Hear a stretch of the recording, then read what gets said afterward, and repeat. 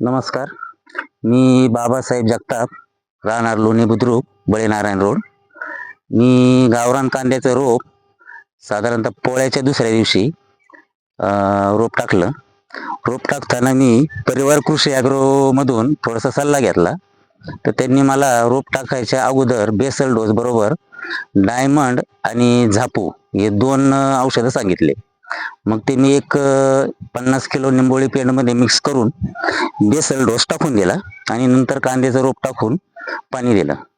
तर त्याचे परिणाम मला इतके छान जाणवले की ह्या वर्षी जी अतिवृष्टी झाली त्या अतिवृष्टीमध्ये माझ्या शेजारी ज्या लोकांनी रोपं टाकले होते त्यांचे सगळे रोप जळून गेले, उबळून गेले.